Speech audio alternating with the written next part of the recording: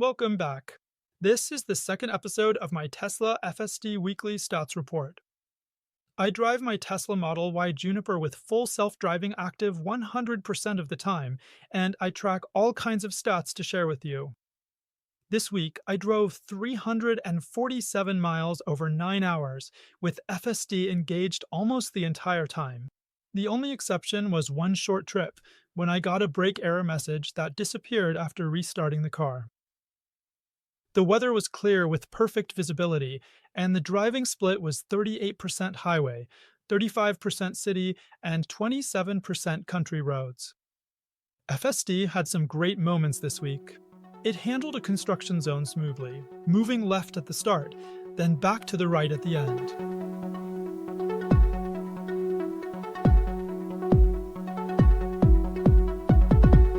When a long truck with a low trailer pulled onto the road, FSD recognized it and braked properly. And on a narrow street, it carefully navigated between parked cars on both sides. Really impressive.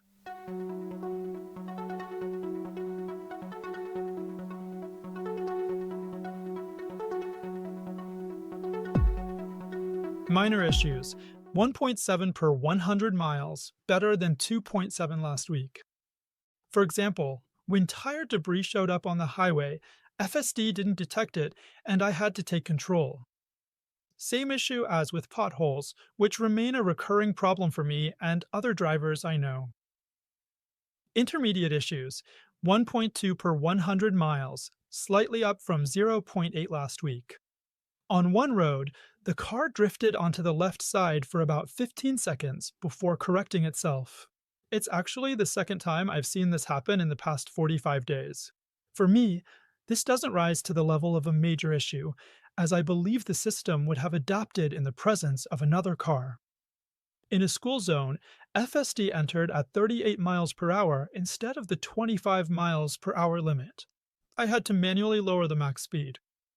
The nice part, once I set it, FSD returned to automatic mode at the next speed sign. Major issues. 1.4 per 100 miles, up from 1.1 last week. Left turns continue to be a big challenge. In one case, FSD started the turn on the wrong side of the road, and I had to take over.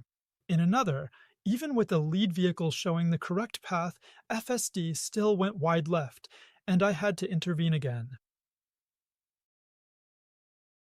For the first time ever, the car actually started moving at a red light. I was picking music on the screen when it rolled forward, while the light was still red, and I had to brake.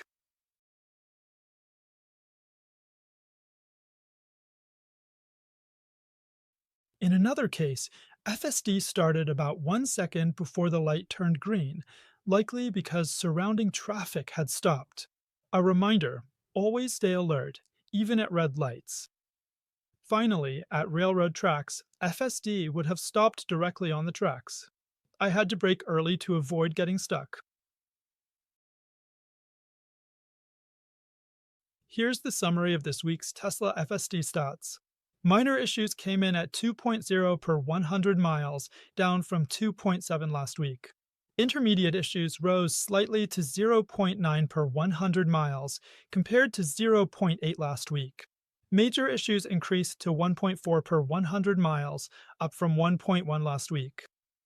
On the positive side, active monitoring disengagements improved to 32 minutes on average, and I went 36 minutes before needing to take back control. Combined, that means 17 minutes on average without touching the wheel at all. Once I build up a longer history, I'll start showing how the numbers evolve.